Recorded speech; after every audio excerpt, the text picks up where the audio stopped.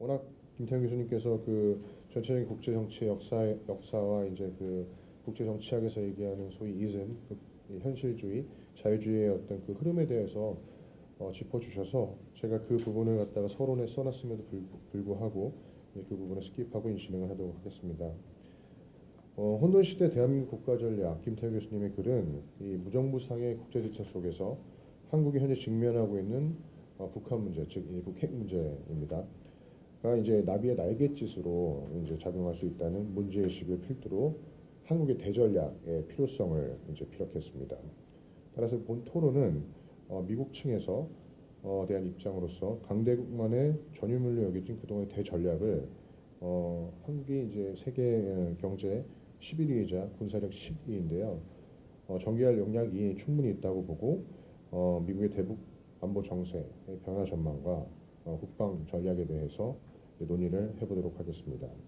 먼저 미국의 안보 정세 변화 전망에 대해서 짧게 말씀을 드리겠습니다. 역사적으로 미국 안보 전략의 변화는 크게 이제 세계 전쟁, 냉전 이후, 이제 9.11 테러 이후로 분류할 수가 있겠습니다. 두 차례 세계 전쟁을 통해서 강대국의 면모를 정확하게 이제 드러낸 미국은 냉전 이후에는 단극 체제로서 가장 세계 최강대국이 되었습니다. 9.11 테러 이후에도 역시 그 테러의 전쟁을 통해 다시 한번 막강한 군사력을 정확히 보여줬습니다. 이는 이제 국제정치학에서 얘기하는 힘을 통한 평화라고 이제 합니다. 어제 새벽에 발행된 이제 국가안보 전략 보고서에서도 마찬가지로 트럼프 대통령은 중국과 러시아는 이제 수정주의 세력이다, 즉 미국의 어떤 가치에 반하는 세력이다라고 규정을 했고, 북한과 이란은 다시 한번 불량 국가, 로그 스테이트라고 분류를 했습니다.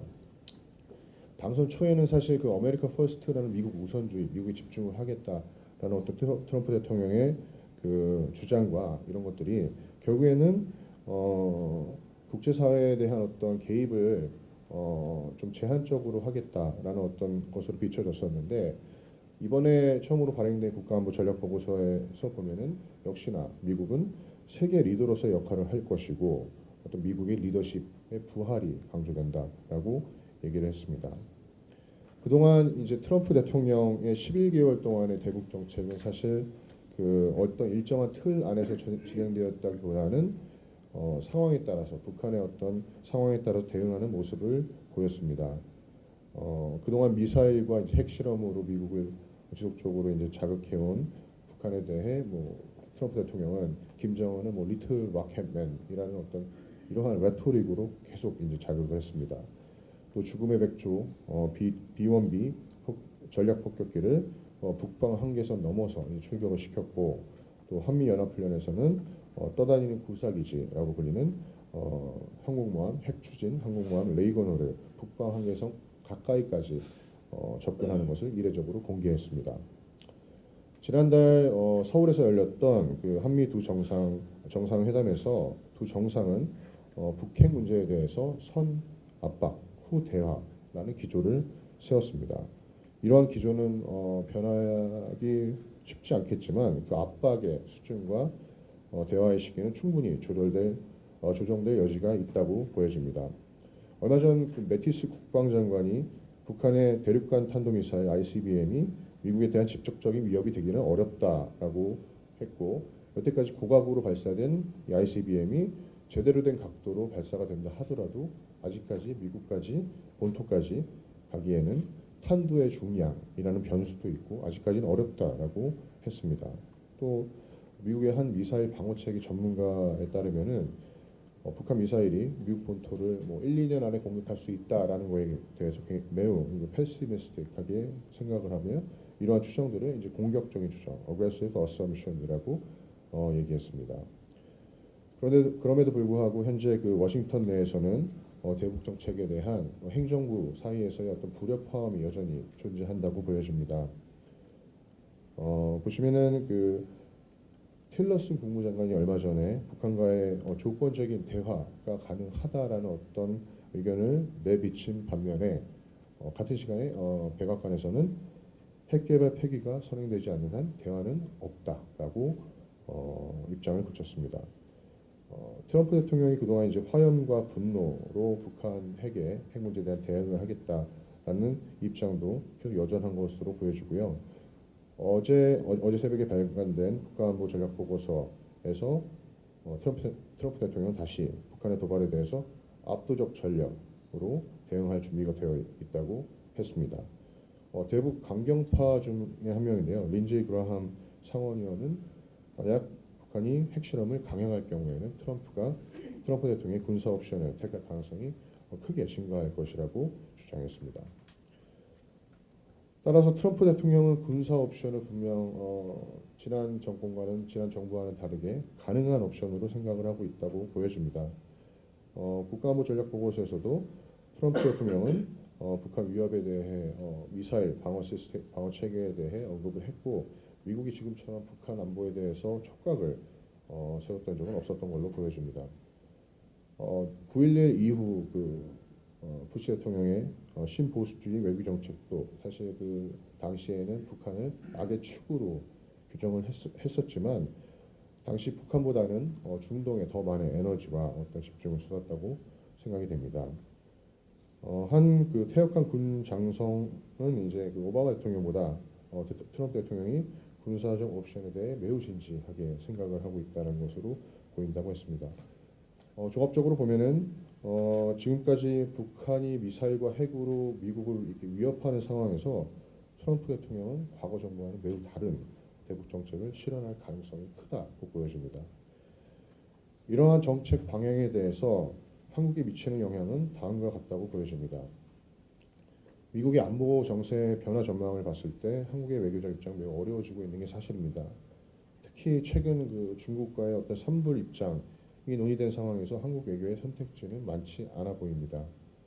어느 때보다도 사실 한반도 문제에 있어서 미중 간의 어떤 대화가 중요한 시점이지만 한반도 외에 어떤 남중국해나 이러한 곳들에서 대립 양상을 여전히 보이고 있는 미중 관계가 한반도에서만 다른 어떤 관계를 성립할 것이라고 기대하는 것은 소위 얘기하는 wishful thinking이라고 생각을 합니다. 서울을 지난달 이제 방문했던 트럼프 대통령은 한 기자회견에서 기자의 코리아 패싱 관련된 질문에 관해서 There will be no skipping South Korea라고 답을 했습니다. 그러나 이 코리아 스키핑이 이제 스키핑 코리아가 중요하느냐 안 중요하느냐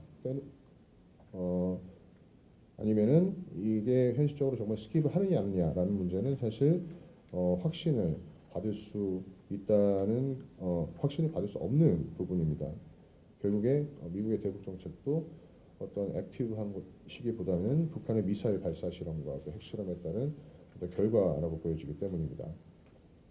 우리의 대안 및 전략을 간단하게 말씀드리도록 하겠습니다. 발표에 따른 김태형 교수님의 주장에 기반해서 제가 생각하는 어떤 미국의 입장과 또 한국의 어떤 대응 방안에 대해서 짧게 설명을 드리겠습니다.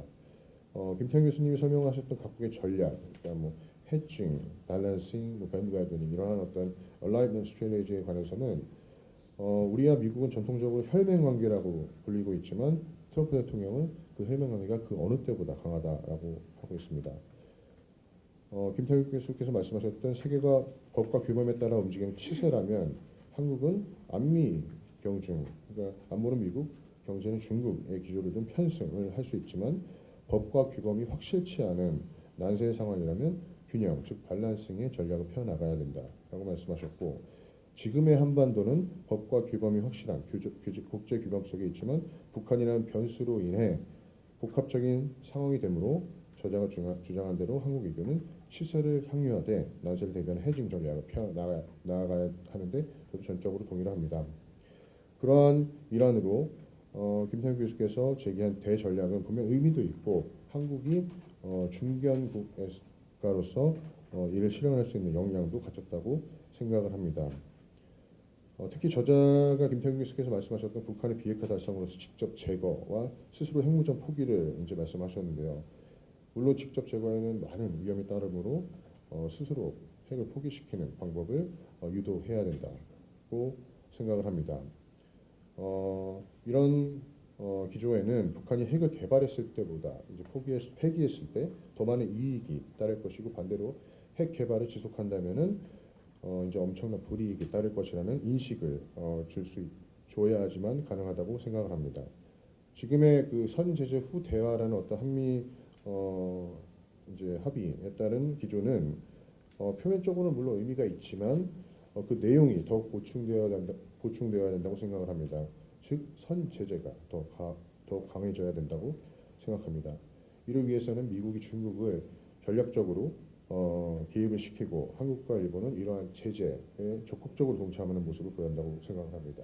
이렇게 4개국이 주변 4국이 북한에 대한 제재를 지속적으로 한다면은 결국 북한은 코너에 몰리게 되고 마지막으로 군사적 행동이라는 선택지를 가능할 가능성이 있습니다.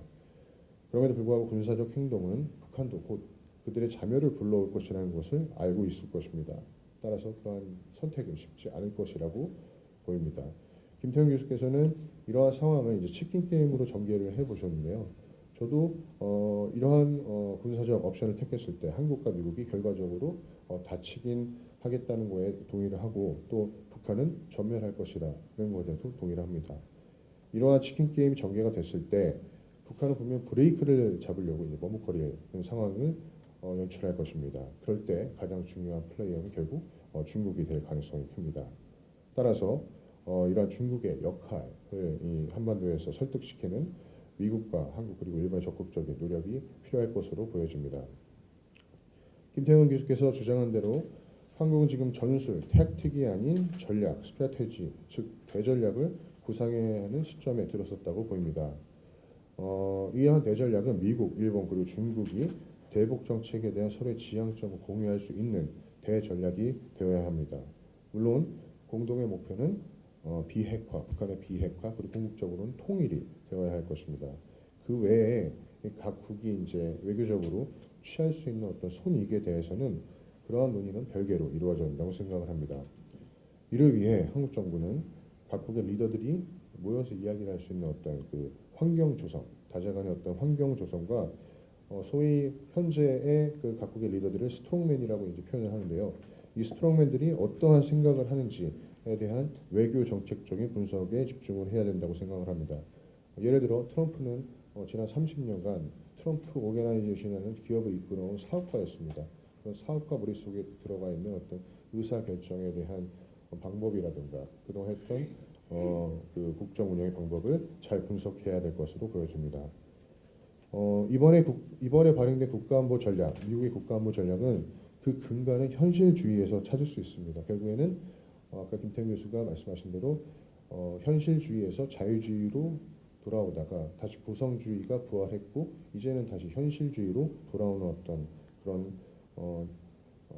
세계적인 어떤 분위기가 그렇게 가고 있지 않는가라는 생각을 합니다. 따라서 한국 역시 이러한 각 4개국의 스트롱맨들에 대한 외교 정책적, 인지적 분석을 통해 가장 합리적인 외교를 펼쳐나가야 할 시점으로 보여집니다. 그리고 이러한 방안을 우리 정부가 분명히 제시를 해야지 이런 한반도의 어떤 미래를 주도적으로 설계해야 할 수 있지 않을까라는 생각을 합니다.